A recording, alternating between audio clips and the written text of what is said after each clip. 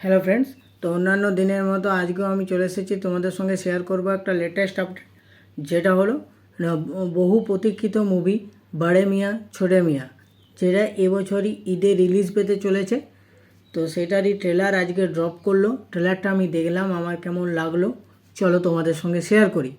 তবে তার আগে বলে নিই, এই সিনেমাটাতে কে কে রয়েছে। না, এই সিনেমাটাতে লিডিং অ্যাক্টর হিসাবে আমরা দেখতে পেতে চলেছি টাইগার শ্রফ, অক্ষয় কুমার, পৃথ্বীরাজ সুকুমার, রণিত রয় এবং লিডিং অ্যাক্ট্রেস হিসাবে আমরা দেখতে পেতে চলেছি মানুষী চিল্লার এবং আলাইয়া F.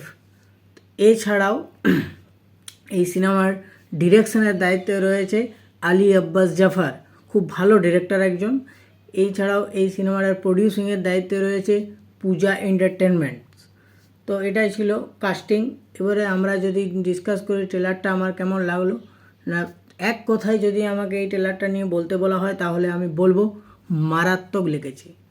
Full to action pack trailer ছিল।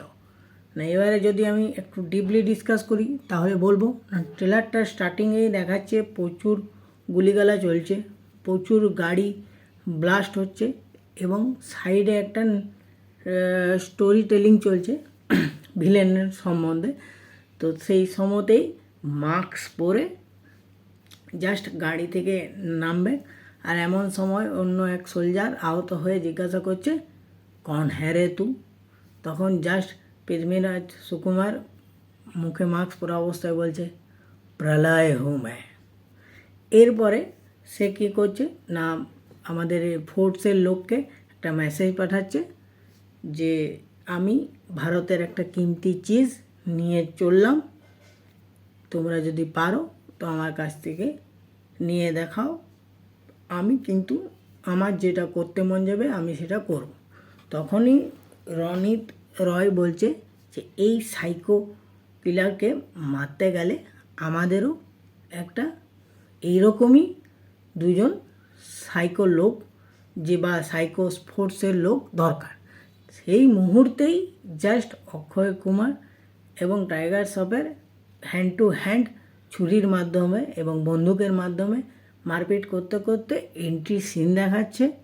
এবং এটা যেমন তাদের এন্ট্রি সিন দেখালো, ঠিক তারপরেই দেখাচ্ছে তাদের মধ্যে যে কেমিস্ট্রিটা আছে, যে কমিউনিকেশনটা চলছে। ঘোড়ায় একটা মরুভূমি এলাকায় ঘোড়ায় দুজনে ছুটতে ছুটতে যাচ্ছে এবং ডিসকাশন করছে। এইভাবেও তাদের একটা সেকেন্ড এন্ট্রি সিনও দেখিয়েছে। তো এইভাবে জাস্ট গল্পটা এগোচ্ছে। এখানে বেসিক্যালি না পৃথ্বীরাজ সুকুমার ভিলেনের রোল তো প্লে করছেই, তার সাথে সাথে আমার যতটুকু মনে হয় যে এই পৃথ্বীরাজ সুকুমারের সঙ্গে কোনো কিছু হয়তো পাস্টে একটা বাজে কিছু ঘটেছিল যা তার পার্সোনালি খুব এফেক্ট ফেলেছিল, এবং হয়তো সে দেশ তার এগেনস্টে চলে যাওয়ায় বা দেশ তার পাশে না থাকায় সে এবার ভারতের এগেনস্টে চলে যায় এবং ভারতের ক্ষতি করতে চায়।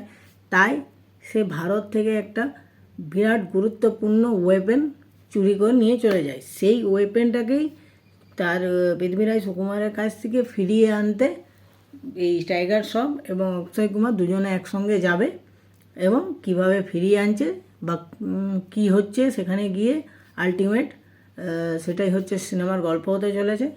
এটা ছিল একটা মূল স্টোরিটা। এরপর যদি আমি কিছু জিনিস নিয়ে ডিসকাস করি সেটা হলো না, এই ট্রেলারটাতে কিন্তু ফুললি কমিটেড ফর অ্যাকশন। ট্রেলারে কোথাও গানের সিন দেখায়নি, কোথাও নায়ক নায়িকার মধ্যে কেমিস্ট্রিও দেখানোর চেষ্টা করা হয়নি। পুরো ফোকাস স্টোরির উপরে করা হয়েছে এবং অ্যাকশন প্যাক্টের উপর হতে চলেছে।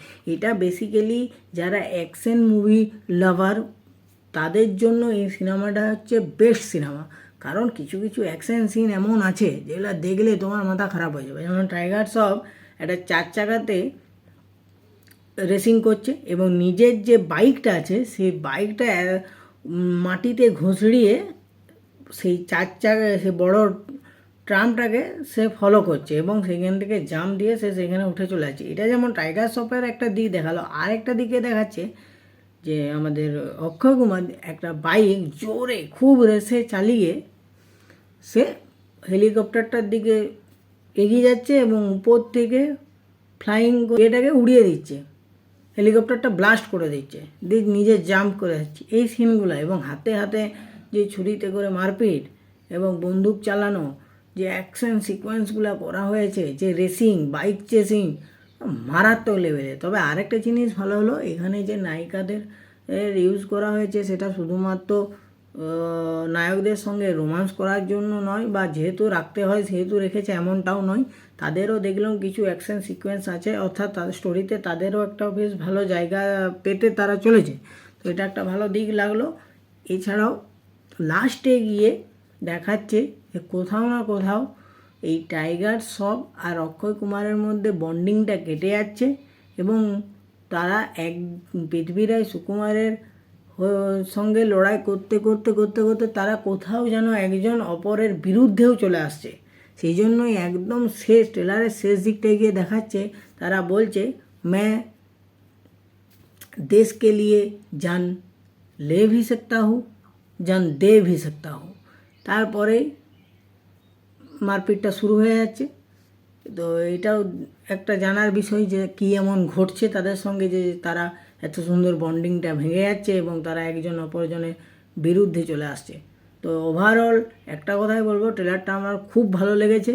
যারা এখনও দেখোনি তারা ট্রেলারটা অতি অবশ্যই পূজা এন্টারটেনমেন্ট ইউটিউব চ্যানেলে গিয়ে দেখো। ট্রেলারটা কেমন লাগলো আমার এই ইউটিউব চ্যানেলে এসে কমেন্ট বক্সে জানিও, এবং আমার ভিডিওটা যদি তোমাদের ভালো লেগে থাকে তাহলে লাইক করো, কমেন্ট করো, শেয়ার করো এবং অতি অবশ্যই আমার চ্যানেলটা সাবস্ক্রাইব করো বন্ধুরা। ভালো থাকো, সুস্থ থাকো।